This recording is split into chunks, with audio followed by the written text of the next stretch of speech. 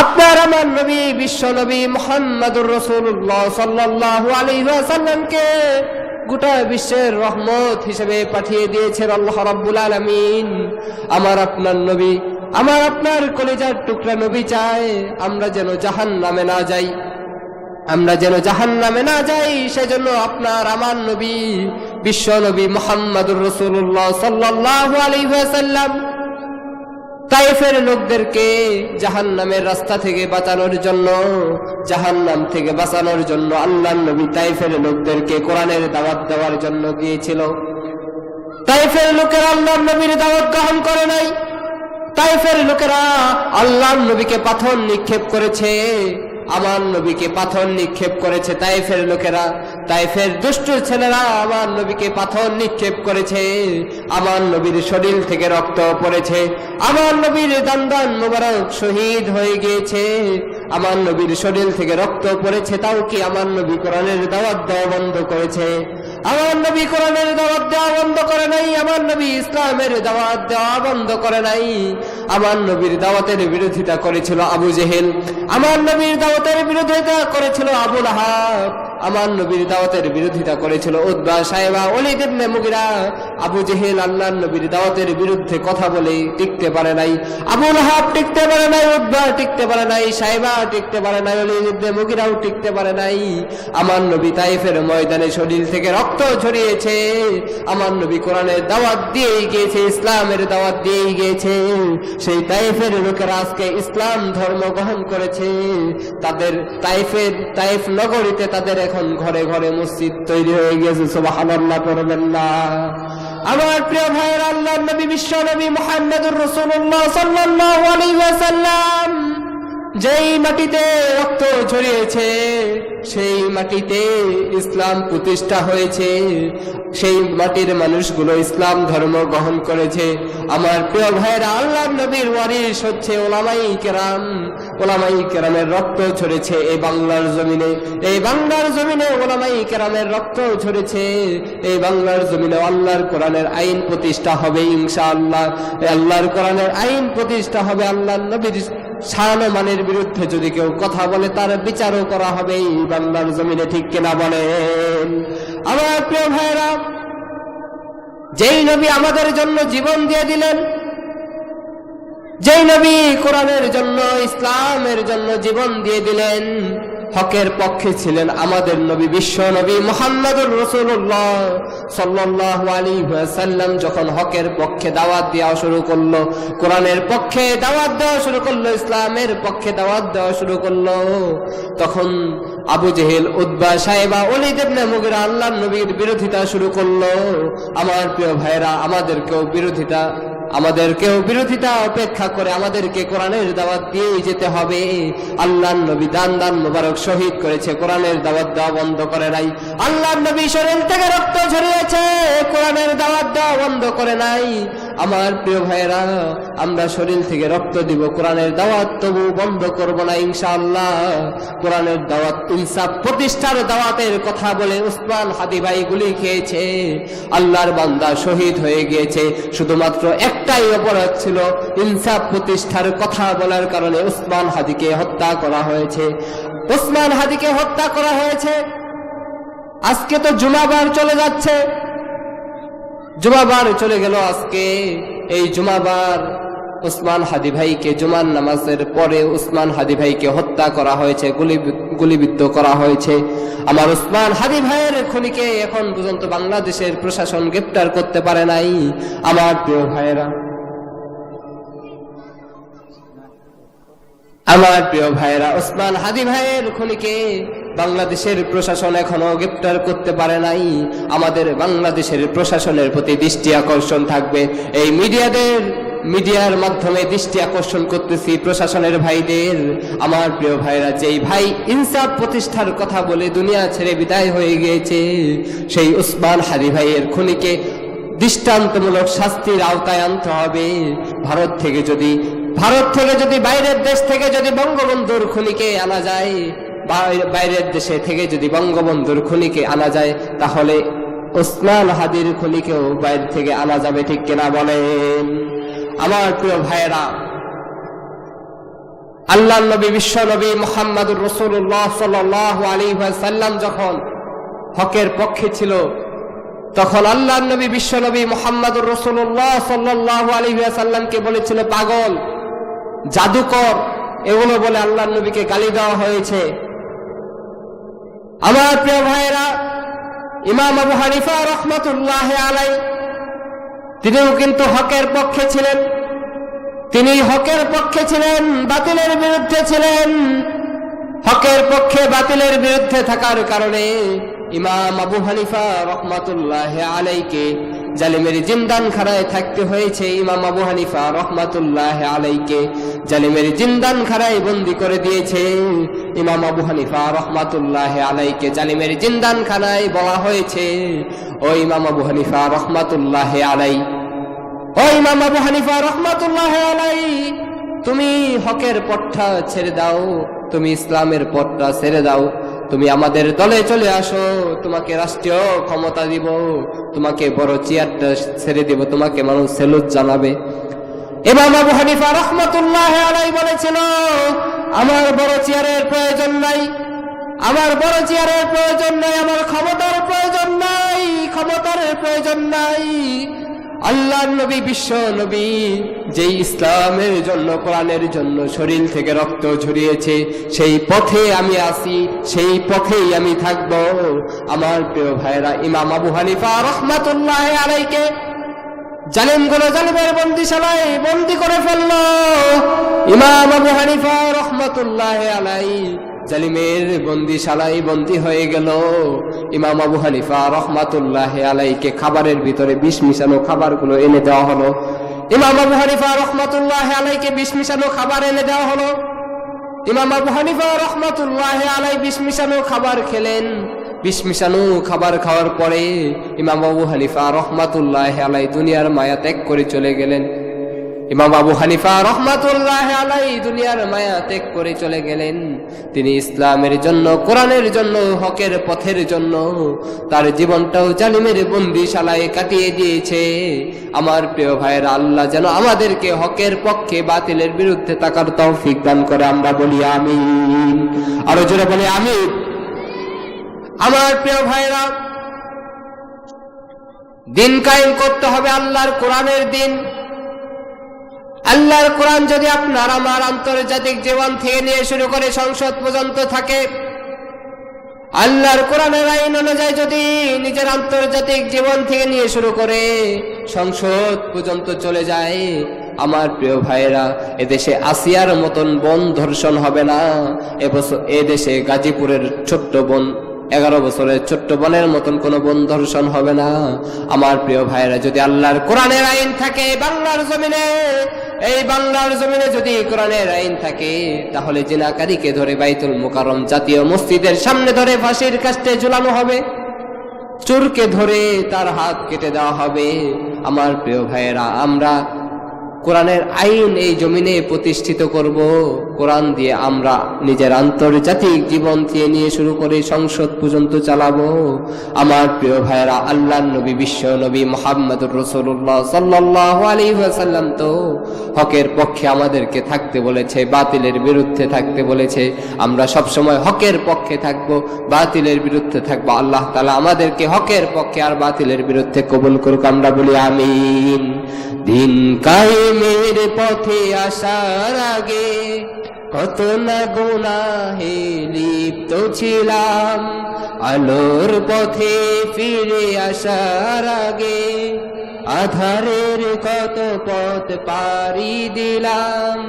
ইকামতে দিনের ওই দাওয়াত কবুল, ইকামতে দিনের ওই দাওয়াত কবুল। মজবুত ঈমান দিল তোমার আমার, মনে কি পড়ে সেই দিন তোমার, মনে কি আছে সেই দিন তোমার। তাই তো শিলে সালাম দিয়ে নামাজে নিয়ে যেত কৌশলে, কোরআন হাদিস দিয়ে দিন বোঝাতে, সুপথে ফিরে আসা যার ফলে। আমার প্রিয় ভাইয়েরা, যেই কারণে আমরা আজকে সুপথে এসেছি, ভালো পথে এসেছি, সেই পথে আল্লাহ তাআলার কাজ আমাদেরকে করতেই হবে। এটা ওয়াদাটা কার সাথে বলেন তো? কার সাথে? আল্লাহর সাথে। আল্লাহর পথে আমরা কাজ সব সময় করে যাব। আমার প্রিয় ভাইয়ের, আল্লাহর পথে কাজ করতে গেলে আপনাকে জুলুমের শিকার হতে হবে। আল্লাহর পথে কাজ করতে গেলে আপনাকে ফাঁসির মঞ্চে যাওয়া লাগতে পারে। আল্লাহর পথে কাজ করতে গেলে আপনাকে ফাঁসির কাস্টে যাওয়া লাগতে পারে। আল্লাহর কোরআনের আইন প্রতিষ্ঠার কথা বললে আপনাকে পাথর নিক্ষেপ করে মানুষ মেরে ফেলতে পারে। আমার প্রিয় ভাইয়েরা, আমরা আল্লাহর জমিনে আল্লাহর কোরআনের আইন, আল্লাহর কোরআনকে দেখতে চাই। কথা বলেন ঠিক কিনা? আমার প্রিয় ভাইয়েরা, আপনাদেরকে একটা এক্সাম্পল দেই। এক দোকানের এক কর্মচারী ছিল। কর্মচারী ছেলেটির নাম হলো ইসলাম। সেই দোকানদারের একটি মেয়ে ছিল, মেয়েটির নাম হলো শান্তি। আচ্ছা, আপনারা বলেন তো, দোকানের কর্মচারী ছেলেটার নাম কি? দোকানদারের কর্মচারী ছেলেটার নাম হলো ইসলাম, দোকানদারের একটি মেয়ে, মেয়েটির নাম হলো শান্তি। আচ্ছা, আপনারা বলেন তো, ইসলাম আছে যেখানে শান্তি আছে, ইসলাম নাই যেখানে শান্তি নাই, সেখানে আমার প্রিয় ভাইরা সেই দোকানদারের কর্মচারীর সাথে দোকানদারের মেয়ের একটি গোপন সম্পর্ক হয়ে গিয়েছে। দোকানদার যখন বুঝতে পেরেছে আমার মেয়ে শান্তির সাথে আমার কর্মচারী ইসলামের একটি গোপন সম্পর্ক হয়ে গিয়েছে, তখন দোকানদার কর্মচারী ছেলে ইসলামটাকে ডেকে নিয়ে আইসা কর্মচারী ছেলেটাকে মার দিছে। মার দেওয়ার পরে কর্মচারী ছেলেটাকে দোকান থেকে বের করে দিছে। কর্মচারী ছেলেটা আপনাদের এইখান থেকে সেই জিরানি বাজার চলে গেছে। জিরানি বাজার যাওয়ার পরে সেই শান্তির কাছে ফোন দিয়েছে, শান্তি তুমি কোথায়? আমি তো তোমাদের ওইখান থেকে চলে আইছি, তুমিও চলে আসো। তখন শান্তি সোনা দানা দামি গহনা যা ছিল সবকিছু গুছাই নিয়ে চলে গেছে জিরানি বাজার। চলে গেছে জিরানি বাজার। দোকানদার রাতে বাড়িতে আসার পরে দেখতেছে তার ঘরের সব কিছু ঠিক আছে। আচ্ছা, আপনারা বুঝে থাকলে বলেন তো কি নাই? তার ঘরের দোকানের সবকিছু ঠিক আছে, কিন্তু শান্তি নাই। দোকানদার হাউমাউ করে কাঁদা শুরু করেছে, হায় হায় হায় হায়, আমার ঘরের সবকিছু ঠিক আছে কিন্তু শান্তি কোথায় গেল? আমার প্রিয় ভাইয়েরা, তখন সেই দোকানদার রাতে ঘুমিয়ে গেল। পরের দিন সকালবেলা যখন সেই দোকানদার বাজারে গেছে, আপনাদের আমতলা বাজারে দোকান করে, আমতলা বাজারে যখন যাওয়ার পরে জিজ্ঞাসা করতেছে পাশের দোকানদারকে, বলতেছে, ও ভাই, আমার ঘরে যে সবকিছু ঠিক আছে কিন্তু একটা জিনিস নাই। তখন পাশের দোকানদার বলতেছে, আচ্ছা ভাই, আপনার ঘরে কি নাই? তখন বলতেছে, ভাই, আমার ঘরে শান্তি নাই। পাশের দোকানদার বলতেছে, ভাই, আপনার মেয়ে শান্তির আগে বলে, শান্তি খোঁজার আগে বলেন আপনার দোকানের কর্মচারী ছেলেটা ইসলামটা কোথায়? তখন দোকানদার বলতেছে, আমি তো ইসলামরে গতকালকে মায়ের দিয়ে দোকান থেকে বের করে দিছি। তখন সেই পাশের দোকানদার বলতেছে, ও দোকানদার, তুমি বোকা, তোমার ইমানের খাতায় ঢুকেছে বোকা। যেই সমাজে ইসলাম নাই, যেই ঘরের ভিতরে ইসলাম নাই, যেই রাষ্ট্রের ভিতরে ইসলাম নাই, সেইখানে শান্তি থাকার কোনো প্রশ্নই থাকতে পারে না। তাহলে আমার প্রিয় ভাইরা, যেই সমাজে ইসলাম নাই, যেই ঘরের ভিতরে ইসলাম নাই, সেই সমাজে আমাদেরকে ইসলাম আনতে হবে। যেই রান্নাঘরে ইসলাম নাই, সেই রান্নাঘরে ইসলাম আনতে হবে। যেই সংসদে ইসলাম নাই, সেই সংসদে ইসলাম আনতে হবে। যদি সংসদে ইসলাম থাকে, সংসদে যদি কোরআনটা থাকে, এই সংসদ থেকে যখন ইতিমের সম্পদগুলো ভাগ হবে, তখন ইতিমের সম্পদ কেউ মেরে দিতে পারবে না। তখন রাস্তার টাকা কেউ মেরে দিতে পারবে না, কালবাটের টাকা কেউ মেরে দিতে পারবে না। আমার প্রিয় ভাইয়েরা, তার জন্য চাই একটা সুন্দর দিন। কিসের দিন বলেন তো? কোরআনের দিন। কথা বলেন ঠিক কিনা? কোন একই দিন এদেশের আকাশে কালিমার পতাকা উড়বে, সেদিন সবাই খোদাই বিধান পেয়ে দুঃখ বেদনা ভুলবে। সেদিন আর রবে না হাহাকার, অন্যায় জুলুম অবিচার, থাকবে না অনাচার দুর্নীতি কদাচার সকলেই শান্তিতে থাকবে। সেদিন সবাই খোদাই বিধান পেয়ে দুঃখ বেদনা ভুলবে। ঠিক কিনা বলেন আমার প্রিয় ভাইরা? তাহলে আল্লাহর কোরআন দিয়ে আমাদের সমাজটাকে শাসন করতে হবে, আল্লাহর কোরআন দিয়ে আমাদের রাষ্ট্রটা সংশোধন করতে হবে, ঘুণে ধরা সমাজটাকে আল্লাহর কোরআন দিয়ে সাজাতে হবে। এই সমাজটা আল্লাহর কোরআন দিয়ে যদি চলে, এই রাষ্ট্রটা যদি আল্লাহর কোরআন দিয়ে চলে, আমার প্রিয় ভাইরা, আমাদের এই দেশে হাজারো খুন হচ্ছে, ধর্ষণ হচ্ছে, আমাদের ছোট্ট ছোট্ট বোনগুলো ধর্ষণ হচ্ছে, কোনো বিচার নাই, কোনো বিচার বাংলাদেশের মানুষ দেখে না। যদি কোরআনের শাসন থাকতো তাহলে ধর্ষণের বিচার দেখা যাইতো। ধর্ষণের বিচার করতে হবে, জিনাকারীকে ধরে ফাঁসির কাস্টে ঝুলাতে হবে। যদি জিনাকারীকে ধরে একজন, দুইজন, তিনজন করে ফাঁসির কাস্টে ঝুলানো হয়, দ্বিতীয়বার ওই আরেকজন জিনা করার মতো শক্তি খুঁজে পাবে না, ধর্ষণ করার মতো সাহস পাবে না।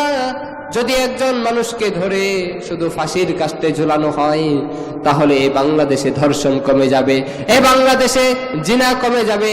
আমার প্রিয় যুবক ভাইদের উদ্দেশ্যে বলতে চাই, আমার প্রিয় যুবক ভাইরা, আমরা তো 14ই ফেব্রুয়ারি দিয়ে জীবন শেষ করে ফেলতেছি।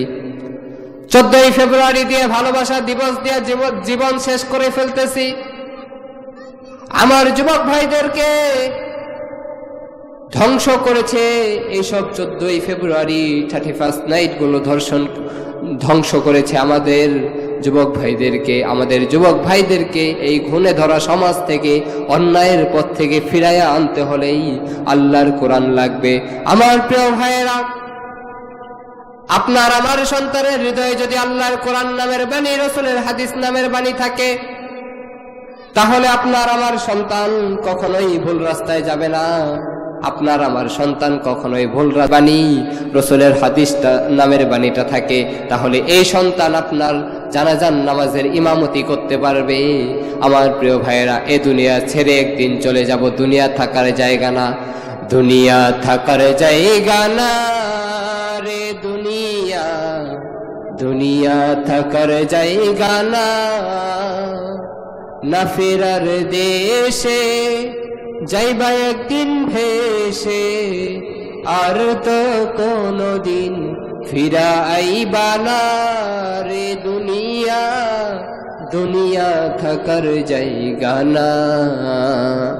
মালাকুল মউত আজরাইল যখন আপনার আমার মাথার নিকটে চলে আসবে, আপনার আমার জানটাকে বের করে নিয়ে চলে যাবে, তখন আপনার আমার এই খালি দেহটা মাটিতে পড়ে থাকবে। এই দেহটাকে মাটির ঘরে নিয়ে রেখে আসবে, 3.5 হাত কবরের ভিতরে মাটির দেহটাকে রেখে আসবে। ও যুবক ভাই, এই মাটির দেহ নিয়ে কিসের এত বড়াই, কিসের এত ক্ষমতা দেখাই আমরা? এই দেহটা যখন মাটির নিচে রেখে আসবে, পোকামাকড় এই দেহটাকে খাবে। আমার প্রিয় ভাইয়েরা, আমাদের জীবনটা আল্লাহর রাস্তায় যদি দিতে পারি, শরীফ উসমান হাদির মতো যদি আমাদের জীবনটা দিতে পারি, মরলে হাসিবে তুমি কাঁদিবে ভুবন, এই ব্যবস্থা যদি আমরা করতে পারি, শহীদি কাতারে যদি নিজের নামটাকে লেখাতে পারি, আমার প্রিয় ভাইয়েরা, এর চেয়ে ভাগ্যবান অন্য আর কেউ হতে পারে না। আমার প্রিয় ভাইয়েরা, তার জন্য আপনাদেরকে বলতে চাই, এ দুনিয়া ছেড়ে চলে যাবে একদিন, এই মাটির দেহ মাটিতে খেয়ে নিবে। কিসের এত অহংকার? আসেন না আল্লাহর দিকে, আসেন না মসজিদে। মসজিদে ফজরের নামাজে মুসল্লি খুঁজে পাওয়া যায় না, ফজরের নামাজে মসজিদে মুসল্লি খুঁজে পাওয়া যায় না, শুক্রবারে জুমার দিনে মসজিদে জায়গাও দেওয়া যায় না। ঠিক কিনা বলেন আমার প্রিয় ভাইয়েরা? তাহলে শুক্রবারে জুমার নামাজে যে মুসল্লিগুলা হয়, সেই মানুষগুলা জান্নাতে যাবে, আর যারা ফজরের নামাজ প্রতিদিন পড়ে তারা কি জাহান্নামে যাবে? আমার প্রিয় ভাইয়েরা, নামাজ যারা ফজরের নামাজ পড়ে, আল্লাহ রাব্বুল আলামিন বলেন, ইমানদার মুমিন বান্দার জন্য 2টা নামাজ সব থেকে বেশি কঠিন।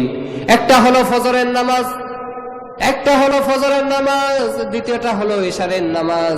এই দুইটা নামাজ মুমিন ব্যক্তির জন্য খুব কঠিন। আমার প্রিয় ভাইয়েরা, যারা ফজরের নামাজ থেকে নিয়ে শুরু করে ইশারের নামাজের সিজদায় যে আল্লাহর কাছে দোয়া করে, আল্লাহ সারাদিনে এত কিছু করেছি, এত ভুল করেছি, এত ত্রুটি করেছি, ব্যবসার ভিতরে ছিলাম, যদি কারো ক্ষতি করে থাকি আল্লাহ তুমি আমাকে মাফ করে দাও। আল্লাহ রাব্বুল আলামিন মাফ করে দিতেও পারেন, মাফ করে দিবেন। আল্লাহ রাব্বুল আলামিন আপনাকে আমাকে মাফ করে দিবেন। আপনি আমি আজকে নামাজ পড়ি না, আজকে আপনি আমি ক্ষমতার বড়াই দেখাই, আজকে আপনি আমি শরীরের যে গরম ভাবটা আছে সেই ভাব নিয়ে মসজিদের সামনে দিয়ে মোটরসাইকেল নিয়ে চলে যাই। আমার প্রিয় যুবক ভাইরা, এই মোটরসাইকেল অ্যাক্সিডেন্ট করেও অনেক যুবক ভাইদের জান চলে যায়। আমার প্রিয় ভাইরা, তার জন্য আপনাদের পায়ে হাত দিয়ে বলে যাই, আল্লাহর দিকে আসেন, একটু নামাজটা পড়েন। আপনি নামাজটা পড়েন, আপনার হৃদয়টায় আল্লাহর কোরআনটা ঢুকিয়ে দেন। আমার প্রিয় ভাইয়েরা, নামাজটা বিফলে যাবে না মনে করি। কিয়ামতের ময়দানে কঠিন মুসিবতের দিনে আল্লাহ রাব্বুল আলামিন যখন আপনাকে আমাকে পাকড়াও করবে, কিয়ামতের ময়দানে কঠিন মুসিবতের দিনে আল্লাহ রাব্বুল আলামিন যখন আপনাকে আমাকে পাকড়াও করবে, সেই কিয়ামতের ময়দানে কঠিন মুসিবতের দিনে আপনি আমি যেন আল্লাহ রাব্বুল আলামিনের কাছে জবাবটা দিতে পারি। আমরা 5 ওয়াক্ত নামাজ পড়েছি জামাতের সাথে। আমার প্রিয় ভাইয়েরা, আমরা নেতা মনে করি যারা আমাদেরকে চা খাওয়াইতে পারে, বিড়ি খাওয়াইতে পারে, পান খাওয়াইতে পারে তাদেরকে। আমাদের ইমাম সাহেবও কিন্তু আমাদের নেতা, আমাদের ইমাম সাহেবও কিন্তু আমাদের নেতা। ইমাম সাহেব আপনার আমার আত্মীয় স্বজন পাড়া প্রতিবেশী যখন দুনিয়া ছেড়ে চলে যায়, নামাজের সামনের কাতারে একেবারে সামনে থাকে ইমাম সাহেব। কারণ আপনি জানাজা পড়াতে পারবেন না, আপনার সন্তান জানাজা পড়ানোর যোগ্যতা হয় নাই, আপনার যোগ্যতা হয় নাই। আপনি জাহাঙ্গীরনগর বিশ্ববিদ্যালয়ে পড়েছেন, ঢাকা বিশ্ববিদ্যালয়ে পড়েছেন, কিন্তু আপনাদের ইমাম সাহেবের জায়গায় দাঁড়ানোর যোগ্যতা হয় নাই। আমার প্রিয় ভাইয়েরা, তার জন্য আপনাদেরকে বলি, প্রিয় যুবক ভাইয়েরা, আপনাদেরকে বলি, আপনাদের হৃদয়ে কোরআনটা ঢোকান, কোরআনটা আপনাদের হৃদয়ে ঢুকান, আপনাদের হৃদয়ে কোরআনটা ঢুকান। আপনাদের সন্তান যারা হবে তাদের হৃদয়গুলোতে কোরআনটা ঢুকিয়ে দেন। তাদের হৃদয়ে যদি কোরআন ঢুকায় দিতে পারেন, তাহলে এই সন্তান আপনার জানাজার নামাজের ইমামতি করবে, এই সন্তান আপনার জানাজায় দাঁড়িয়ে চোখ থেকে পানি ঝেড়ে দিবে, এই সন্তান আপনার জন্য কবরস্থানে যে হাত তুলে আল্লাহর কাছে দোয়া করবে, আল্লাহর কাছে হাত তুলে এই সন্তান আপনার জন্য দোয়া করবে। আমার প্রিয় বাবাজিরা, আপনার সন্তান আপনার জন্য দোয়া করবে কবরের পাশে দাঁড়িয়ে, রব্বিরহামহুমা কামা রব্বায়ানি সগীরা, গফুর রব্বিরহামহুমা কামা রব্বায়ানি সগীরা বলে আপনার জন্য দোয়া করবে। যদি আপনার সন্তানের হৃদয়ে কোরআনটাই না থাকে, তাহলে এই দোয়া তো আপনার সন্তান পড়তে পারবে না। আপনার সন্তান আপনার জন্য কোনোদিন কবরস্থানেও যাবে না।